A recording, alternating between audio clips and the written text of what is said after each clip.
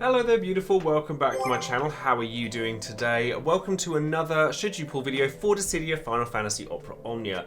Now in today's video we're going to be talking about one of the Scions of the 7th Dawn, which is obviously a very exciting prospect considering that we've just gone through a lot of Endwalker and a lot of feels and all that good stuff. And today we're obviously going to be talking about Yda and the LD that comes along with her, as well as the event that drops with her as well. So if you're interested in learning more about Yda LD, what it does, what she brings to the table, and ultimately whether you should pull on her or not, then of course stay tuned and keep on watching. Before we get started, of course, don't forget to check out all of my social media links down below. Over on Twitch, we are now finished with the MSQ when it comes to Endwalker, and I'm extremely excited to start doing more content for 14. I know I've said it a million times in the past, but trust me, going into next year, it's not even an option anymore for me. This is happening, and I am doing it for myself now as much as I have been for wanting the channel to grow, because that game has done something to me, and I can't even begin to express how thankful I am to it, and I will try in a future video, so look forward to that. And of course, you can come and find me playing Endwalker, Dissidia, and all sorts of other things over on Twitch as well. Over on Patreon, I do always shout out one of my patrons every time I release a video so that I can show my thanks and support to everyone who supports me in turn. And today that person is going to be Lil May Rose, who has one of my favourite characters ever on their title card in Beatrix. And as somebody who's very active in my Discord and just very, very supportive generally, a massive thank you goes out to you. And of course to all of my other patrons. And if you would like more details on how to become one yourself, then you can click on the link in the description box below. And I thank you very much in advance if you decide to do so. And then of course, don't forget to support all of the other content creators and resources out there for Dissidia Opera Omnia, including Mediu and Leo Bob for their translations over on Reddit, Tombury Troop for their fantastic infographics, Dissidia DB, Dissidia Info, and DissidiaCompendium.com for all of their fabulous resources as well, as I use them lots on this channel, and therefore you should too. So of course, as usual, let's take a look at the banner itself and see what we have to expect from this one. So we have Yda, obviously, with her LD, her EX, and all of her other gear. We also have Penelo coming back here with her LD, EX, etc. It should be the last opportunity we have to get Caius's BT here before we move into the next batch of units, which should contain Jegran, although with the community stream coming up next week, that is obviously subject to change as well. And then Rydia is along for the ride as well with her EX, because Chaos Challenge is a thing. So first things first, Yda does get a rework. If you've not used Yda before, Yda is a character that hits hard and relies on poison and sap to do extra damage, and that's basically all there was to her. She does get a little bit more uniqueness with her rework, because Snap Punch Plus, which comes off of her Bravery or HP pluses after you use those, now turns into a 3 HP dumping attack with Brave Recovery between the HP attacks, so it just hits really hard is all you really need to know about that, and she gets more uses of it. Touch of Death, however, now does 100% damage across all targets, and it now inflicts 6 turns of sap and HP poison to all the enemies that she hits. And obviously, before now, HP poison was something that was very much restricted to ExDeath, whereas now Yda can do it as well, and it's quick turn rate, all that good stuff. All you really need to know is that she hits hard and that she does HP poison. Now looking at her LD is actually really, really cool, but it does still basically just to amount to a very large amount of damage. So once you've given her all of the gear and equipment, etc., all of the boards, all that good stuff, she does a 6 HP dumping attack, all of which do 100% AoE to all targets, and she gives herself a evasion up buff and a new buff that increases all of her offensive stats, her HP damage, her bravery damage, especially when she does crit damage, which she's guaranteed to do a lot of the time, and she just hits extremely hard with this. Think Tifa, but AoE 100%. And then obviously you get the sap and HP poison from the rest of her kit as well. And she delays herself like by using this, but the trade-off is that she has evasion up for the turn in which she does so. Now the main thing that you actually get out of this as well is alongside this you get HP+++. Now her HP+++ is very interesting while she has her LD buff up, because what it does is it's a 4-hit Brave HP, and like the other HP plus variants she has. It unlocks Snap Punch Plus, which is now going to do a lot more damage, and it also extends the duration of her active buffs, including her LD buff, so you don't have to worry about that. And if she breaks an enemy with this particular attack, not only does she get an instant free turn off of it, but she also queues her following turn to follow that turn, so she can then, in theory, go around and HP plus somebody else, break them, and then get another free turn, which you then use on Snap Punch Plus. Or if you need to reapply her poisons, then you can use Touch of Death. Or if you need to refresh her offensive buffs by way of her EX, then you can use her EX. You've got all these different ways of dealing a large amount of damage. Now, I do want to give a special shout out to Tomry Troop and actually Simply Lost as well, because I did focus on a video that they'd made previously that allows you to do an infinite turn combo with Yda if you have the right setup for it. And realistically, all you really need for that setup is actually Sephiroth BT, because Sephiroth BT sets all bravery to 1 every turn, whether they're broken or unbroken. So the idea of this is that if you have Yda in your party, you HP plus one of those enemies, it breaks them, she gets an instant turn, which you then use on one of her other skills, and then following that, you then get her come back on the next turn because she's queued up again, and you just HP plus them again, and you repeat this ad nauseum until they fall down. Obviously, this isn't going to work in every situation, and you're going to want to have some sort of off-turn damage alongside it, because otherwise it might result in being a little bit on the slow side. Somebody like Vayne BT, or somebody like Yang, somebody like Kane, etc. You wanted to have some sort of supplement to that, and obviously you're going to need to make sure their defenses are low so that you're actually dealing good damage with this. But the option is there, and that's a pretty scary thought, the fact that you can do an infinite turn loop with Yda because of her HP plus that's granted by her LD. Outside of that, however, I think that Yda's kind of dull, honestly. Like, she doesn't really stand out in any particular fashion other than this infinite combo, which some players may look really favorably on. But she's a damage dealer without a burst, and realistically, in this day and age when we have BT plus characters, most of your damage dealers or your dedicated damage dealer roles are gonna go to BT characters at this point. Like, I know I've used a lot of characters that don't have BTs as damage dealers in my clears, but that's because I tend to favour characters like Bartz or even Vayne, who is a damage dealer, because they have auras that supplement the party outside of their BT effect as well. And Yda doesn't do any of that. You can play shenanigans by giving her lock calls, like to take advantage of the evasion she gives herself from the LD attack itself. But outside of that, she's one of these characters that's like, if you want to use that, she'll absolutely work. Everyone works nowadays, unless they're really outdated. Pretty much any character you want to run will work. And if you want to run Scion teams, etc., go fill your boots. Yda will absolutely do the job correctly. But does she stand head and shoulders above the rest of everyone else in the game? I'm not so sure.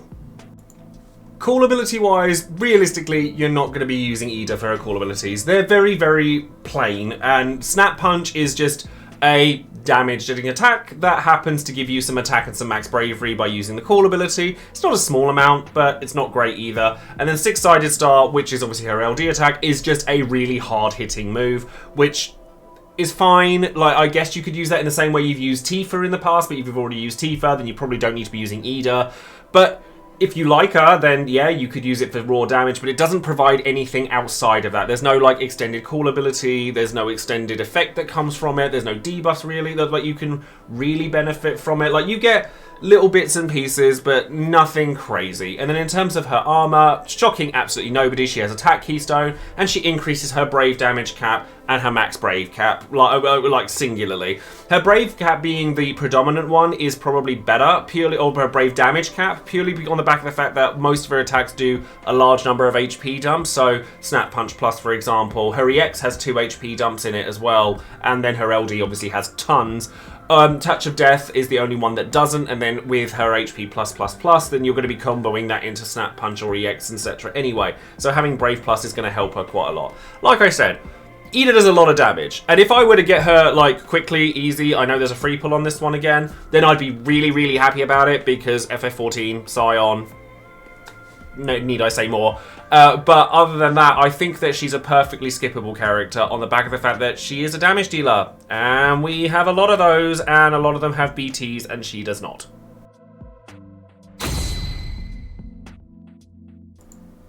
Now, when it comes to the Heretic mission that we're going to be seeing that comes along with Yda, this is honestly one of the easiest missions we've had in a very long time, provided you have a particular friend unit along for the ride.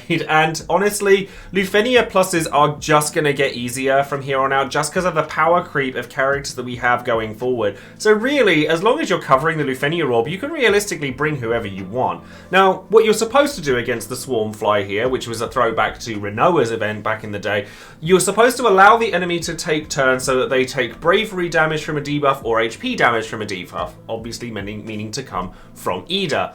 However, if you have ExDeath, or even an ExDeath friend unit, and then turn hoggers that stop him from taking turns, so Sid Reigns, Aphmau, Vayne, Jekt, Tidus, whoever you want, realistically, then the orb is just not going to be an issue for you, because ExDeath's BT effect triggers HP poison even when it's your turn, and therefore the enemies don't actually need to take a turn at all. And that's going to be easily the best time that you're going to have with this mission. If you want the path of least resistance, you could take Bart's, Sid Reigns, Aphmau, swap out Bart's for ExDeath, and go to town and make sure that ExDeath doesn't get any turns, and then make sure your call abilities are strong, so you take your Faris, your Kurisames, your Jax, etc, and just keep hitting them. Honestly, Caius, if you want to do this properly and make it so that the enemies are getting turns, I'm not sure I would recommend Caius, even though he's synergy for this event, just because when he breaks the enemies, he might accidentally push them too far away from you for you to be able to let them take the turns to tick the orb back up. So realistically, I think that the path of least resistance is just going to be to stop them from getting a turn at all.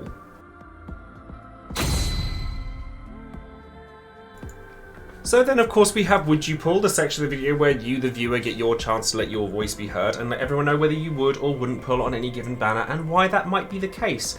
So with Yda's banner, this doesn't hugely shock me because Yda's not a particularly hyped character by a lot of players outside of the global version, so talk about JP, etc. But she is still good. Like, don't let this think that she's bad. Like, don't let this video make you think that she's bad, because she's not. She's just, one in a million. Like, she's just one of those characters that kind of gets swept under the rug because there's a lot of characters like her. I was about to say 1 in a million, and that's absolutely not true.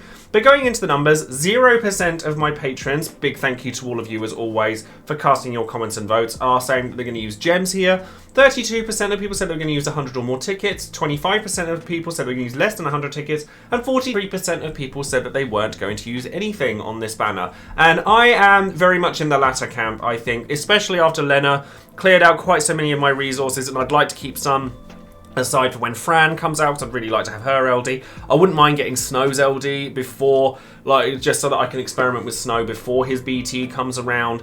And Jegrin, he's kind of cool. Like, maybe I'd like having a few resources to throw at him, could be fun. But ultimately, I'm at a point where I'm happy to just save, and I'm happy with what I have, more specifically. So going into some of the comments, Doc Shooty says, Yda is strong but suffers from two things. First and foremost, she doesn't have a BT. So while her damage is competitive, she doesn't bring anything else to the table. Even Tidus, whose BT effect is mostly selfish, has partied HP damage up.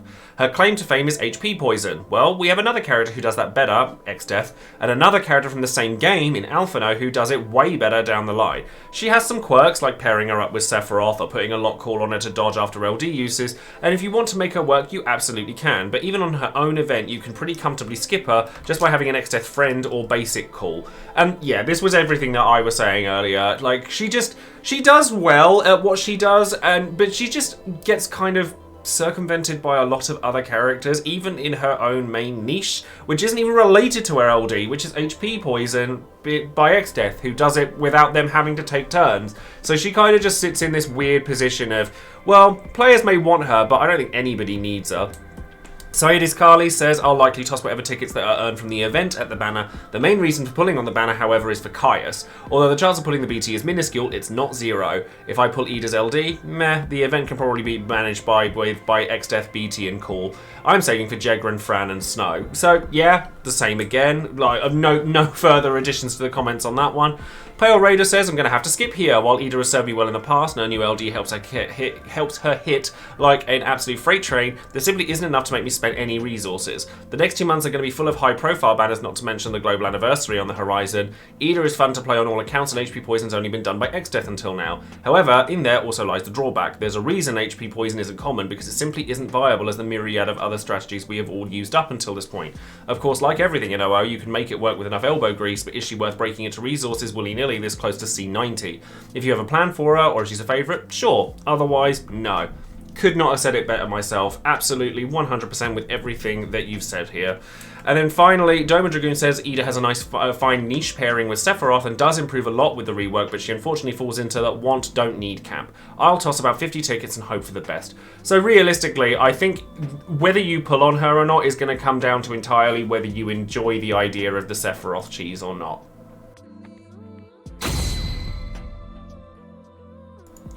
So now, of course, we ask the big question, should we be pulling for Yda and Penelo? And honestly, I think the would you pull poll kind of speaks for itself here. Yda's not bad, not at all. Like, her update and her LD, she hits really hard. Like, her LD is a 6 HP dump, 100% HP damage, AoE, monstrosity. I mean, it delays her, it's that powerful. But she doesn't really do anything outside of that. Like, the HP poison is fine, but it only triggers on enemy turns, and then the other thing that Yda does is hog turns because of her HP+. So they don't really go together very well, especially if the reason that you're using Yda is for the Sephiroth combo where you can go infinite with her turns. And realistically, I think that's the only reason you should really be pulling for Yda at all, is if you want to experiment with that. There are loads of damage dealers out there. Most of them carry BTs at this point, and the fact that Yda doesn't kind of sells her short, sadly. Like, because BTs are a thing and they are a primary source of damage for a lot of players, most players have at least one BT strong unit by this point. So realistically, you're probably just going to take them instead of Yda, unless you prefer more support-oriented BT pluses like Ishtola or Bartz. So outside of that, I just don't think that Yda is one worth ploughing out your resources for. If you get her, great, she'll be really useful. But I wouldn't spend out here, not when we're at a really good point to save up for C90 era. And then Penelo, she's kind of there at this point. Like, she's certainly not bad either. Like, she's definitely had a great deal of time, like, shining bright, and her cool abilities are still really good. But she also eats up buff slots, like a lot of them, and doesn't combo well with a lot of other support characters because of that. And so, if you were to get Penelo LD, I mean, she's been around more than once already. Chances are most people already have her by now. But if you don't, I wouldn't chase after her now. If you get her quickly, great. But other than that, I'd just leave this banner if I were you. So that's going to be all for today's video. Thank you all very much for joining me, and do tune in on Wednesday when the banner goes live. Well, Tuesday night, Wednesday morning, depending on where you are in the world. And I shall be clearing this event myself, and I shall be probably not pulling for Yda, if I'm perfectly honest. If anything, I might go back and do a bit more for Kayn. But other than that, thank you very much for watching. Don't forget to like the video, subscribe to the video, and click that bell for notifications for any future videos I might be making. And then that's going to be it from me. So thank you all very much, and I shall see you soon. Take care.